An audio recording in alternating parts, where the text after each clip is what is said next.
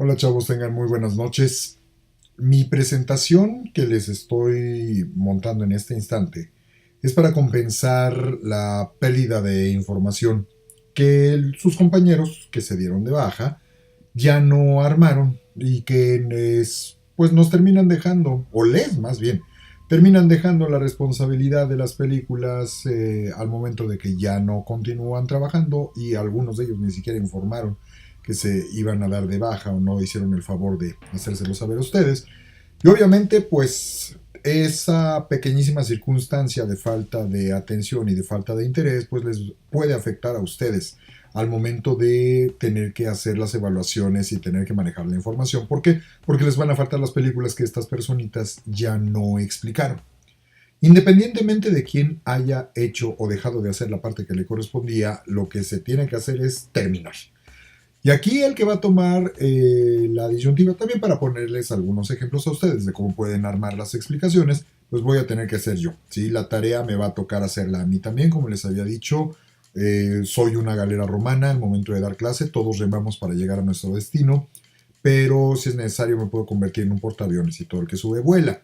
Las personas que no se hayan presentado y que no se den de baja, pues bueno, ni modo van a tener que tronar, pero de que tenemos que llegar a puerto, tenemos que llegar a puerto y vamos a llegar a puerto. Por lo tanto, yo me voy a aventar ahorita les digo cuántas son, una, dos, tres, cuatro, cinco, seis, siete películas que nos dejaron de hacer el favor de explicarnos para que ustedes tengan la información. Yo voy a hacer la compensación de lo que sus compañeros dejaron de hacer para que ustedes tengan la información requerida y a su vez tengan también ejemplos de cómo pueden armarlo todo. Yo voy a hacer algunas ediciones dentro de la grabación que están ustedes viendo para poder complementar mejor la información que les estoy dando. A ustedes no les estoy pidiendo que la hagan una edición compleja y elaborada, simple y sencillamente con que respondan las preguntas que les estoy solicitando frente a la cámara, individual o por carreras, dependerá del caso. Es lo único que les pido. Ya si alguno de ustedes maneja un poquito mejor los programas o lo que pueden hacer incluso con el propio celular a través de aplicaciones como iMovie o las correspondientes en el caso de Android, ustedes también pueden hacer un complemento un poquito más allá de lo que es dar la pura información suelta, ¿no? En este caso voy a comenzar con una película, iré dando por segmentos la información. Y esta primera película con la que quiero comenzar es una película que se llama Miss Potter, la señorita Potter. Y el periodo histórico al que la película hace referencia es el año de 1902. Su región geográfica va a ser particularmente en la ciudad de Londres y en algunas de las regiones de la campiña de Inglaterra. Los protagonistas y los antagonistas van a ser Norman Warne se escribe, y Beatrix Potter. Y podríamos sumar en un plan un tanto secundario, pero importante cuando aparece, el caso de Amelia Warne, que va a ser la hermana del personaje principal masculino Norman Warne. Los antagonistas son los editores y la madre de Beatrix Potter, y de alguna forma también la nana, que siempre está encima de ella, la chaperona que va a ser Miss Williams. Una cosa que sí quiero dejar nada más clara para si de repente alguien se saca de onda de cómo que antagonistas y protagonistas. Es una forma un poco más clara de decir los buenos y los malos. Nada más que el que conoce un poquito más de cine entiende que no necesariamente el bueno va a tener, sobre todo en época contemporánea, esas características y el malo netamente va a ser puras, entre comillas, cosas malas, ¿no? Porque depende también de la construcción del estereotipo que nosotros tengamos de las narraciones, de las historias y de los personajes. Lo más adecuado es referirse a protagonistas y antagonistas, los que van a estar dando la dualidad para que se pueda desarrollar la historia como tal. A los hechos históricos a los que se llega a referir particularmente la película La señorita Potter es el caso de una escritora verdadera, real, de principios del siglo XX, que va a escribir una serie de libros para niños chiquitos. Ella era la encargada también de hacer los dibujos y ella insistió mucho además que se debía de tener un formato determinado para que los niños pequeños pudieran leer estas historias sin ningún problema y sin ninguna traba o sin depender de un adulto. El libro debía de tener unos centímetros cortos, no debía de tener grandes textos, tenía que haber un párrafo de máximo 5 renglones por un lado y forzosamente enfrente debía de haber una imagen para que el niño se acostumbrara a leer cosas no demasiado pesadas, sobre todo mientras más pequeños fueran. También el hecho histórico va a ser la circunstancia de que ella ganó una cantidad de dinero impresionante, sobre todo considerando que es una mujer en aquel contexto. Ustedes conocen evidentemente mucho más el caso de J.K. Rowling, su famosa historia de que él abandonó el marido, de que se quedó con los hijos, no tenía para poder pagar sus alimentos y se puso a escribir así las historias de Harry Potter. Ustedes saben que ella es la más rica de Inglaterra en época contemporánea, nada más que la primera en hacer eso y escribir historias las más vendidas del mundo en su momento, de historias para niños, fue Beatrix Potter. Entonces no se puede entender el personaje de J.K. Rowling a finales del siglo XX, principios del XXI, si no tienes el antecedente a la que la propia Rowling se le quita el sombrero, ¿no? No es demeritar el trabajo de una o de la otra, simple y sencillamente es entender que son etapas completamente distintas, con la pequeña circunstancia de que J.K. Rowling todavía sigue peleando con muchas cosas. El hecho de que la conozcamos como J.K., no se pone su nombre, porque al editor le pareció que si se veía que era una historia escrita por una mujer iba a vender menos. Por eso decide poner solo la inicial del nombre, inventarse una segunda inicial, y por eso nosotros la conocemos así. Beatrix Potter, pues imagínense, a principios del siglo XX, reitero que estamos hablando del periodo histórico del año 1902, pues imagínense a todo lo que se tuvo que enfrentar, y más si consideran que una de las antagonistas es justamente su propia madre y la nana que siempre la está vigilando.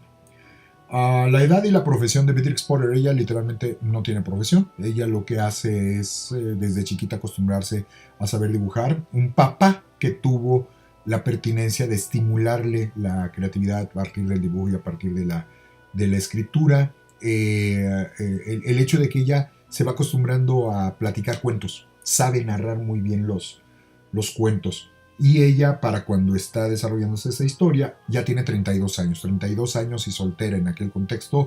Literalmente, la mamá por eso está molesta y está desesperada porque no acepta a ninguno de los pretendientes que le llevan, porque ya está quedada para esas alturas del partido. No tiene, como les decía, profesión.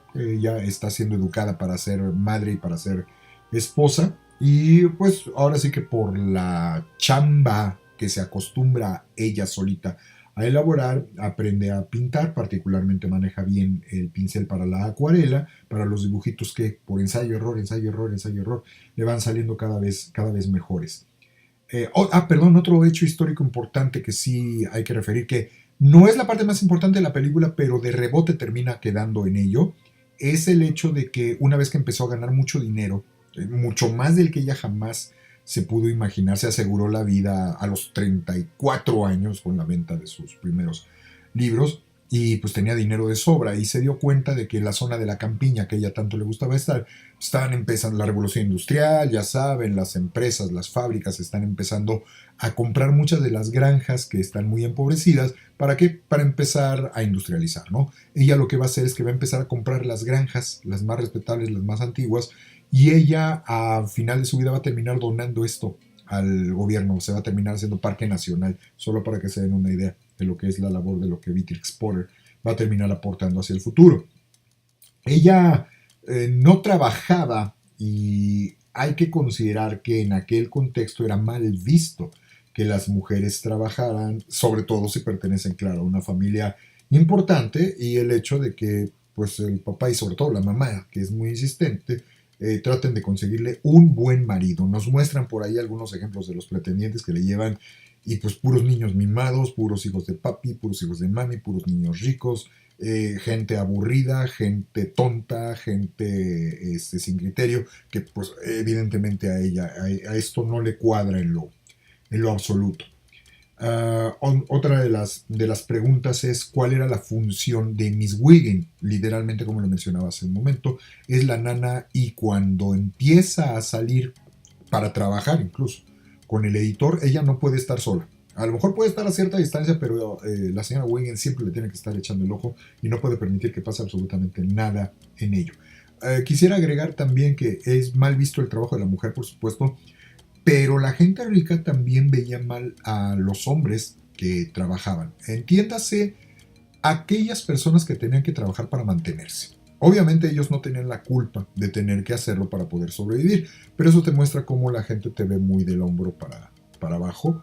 En aquel contexto no es de noble ascendencia, es una persona, es un obrero.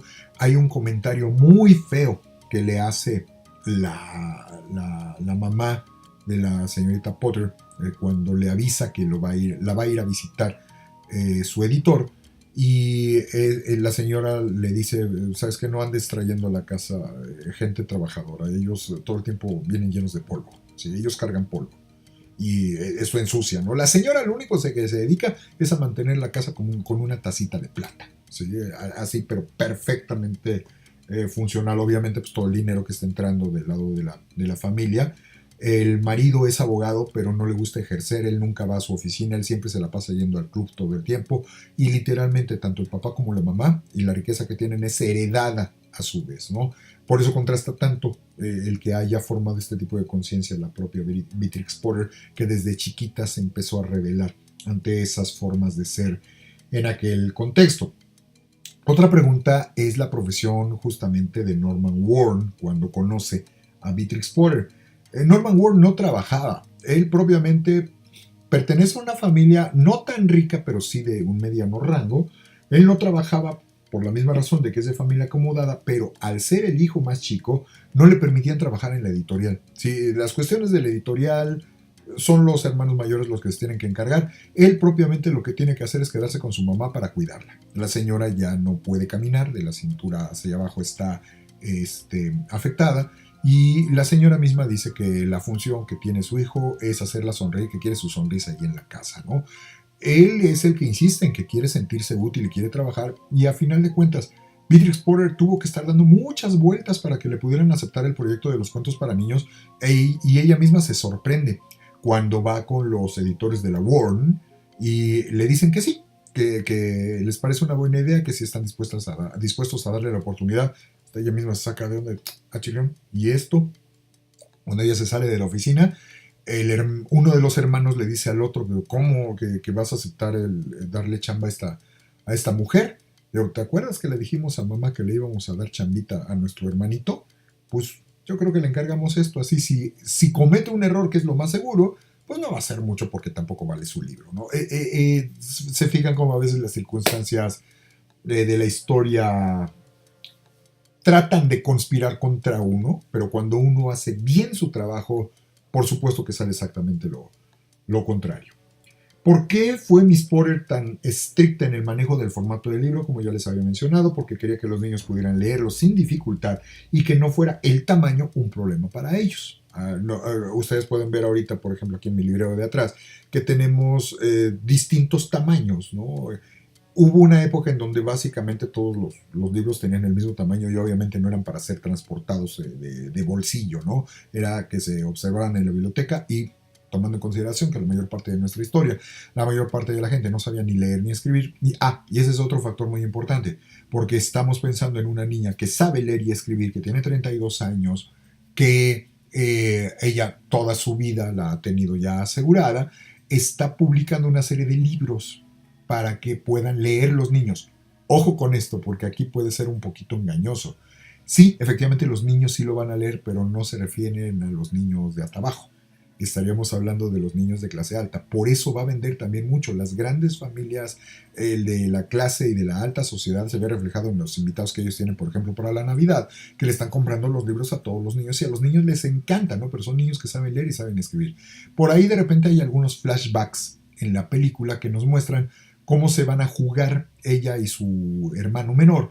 Y de repente están jugando, se encuentran ahí en un parquecito a otros niños y luego la mamá le hace la seña a la nana de sácalos de ahí, quítalos, que son niños de gente pobre, son niños de gente trabajadora, no los vayan a manchar y no los vayan a ensuciar. El peor pecado que pudo cometer esta Beatrix fue una vez persiguiendo un conejo y se tropezó y se cayó de frente y se manchó toda la cara, se manchó todo el vestido y la mamá muy molesta, ¿no?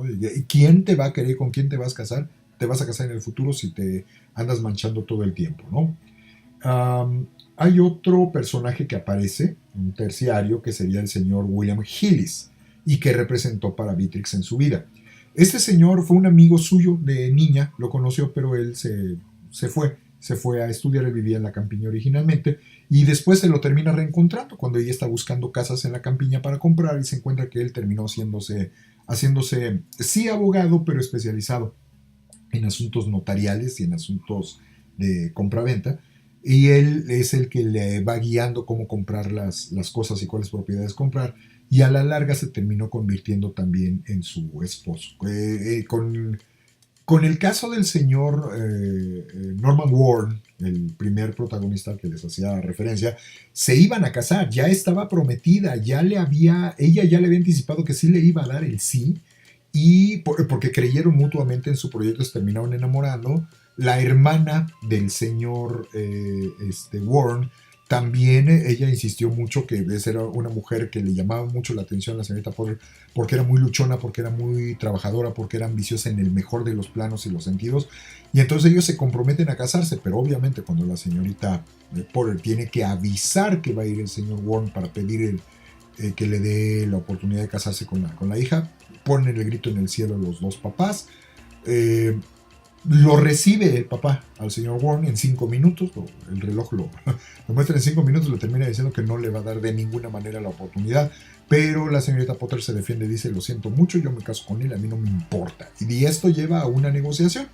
Se la terminan llevando a la campiña para que pasen allí el verano. Es gente rica, para no enfermarse, se van todo el verano completo, y logró negociar de que ella acompaña a sus papás como ellos quieren, y ellos están seguros que en el tiempo, los 3 meses que van a estar fuera, el enamoramiento se va a acabar y van a terminar rompiendo y el otro se va a olvidar de ella, ¿no?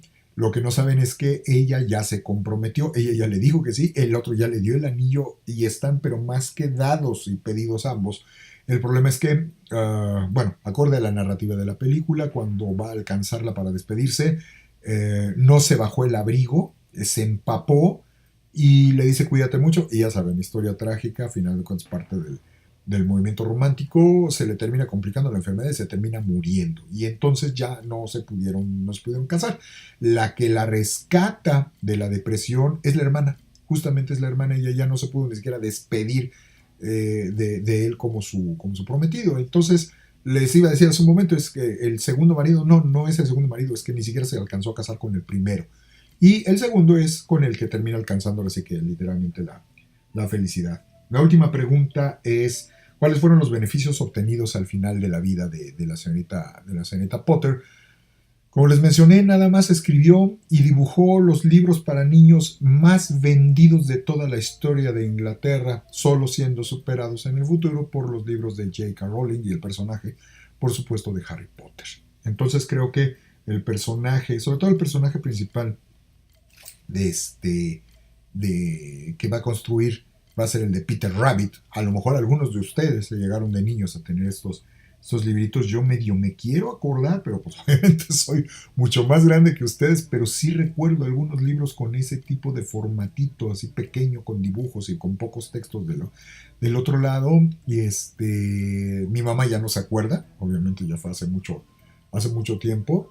Pero es posible que alguno de ustedes se ubique las historias de Peter Rabbit, pues la que las escribió fue justamente la señorita Potter. Entonces ahorita me pasé un poquito del tiempo que les sugiero, pero les estoy dando la mayor cantidad de elementos posibles. Para la siguiente exposición que haga voy a reducir más el tiempo para dejarlo dentro de lo que les voy a solicitar de temporalidad que me lleguen a poner por cada una de las películas. Ahorita estoy a punto de llegar a los 20 minutos, estoy por cerrarlo justamente en ese espacio-tiempo, con el reto el siguiente reducirlo máximo a 15, el siguiente reducirlo máximo a 10 minutos, solo limitándome a contestar las preguntas que les estoy solicitando. Entonces nos vemos en un ratito más.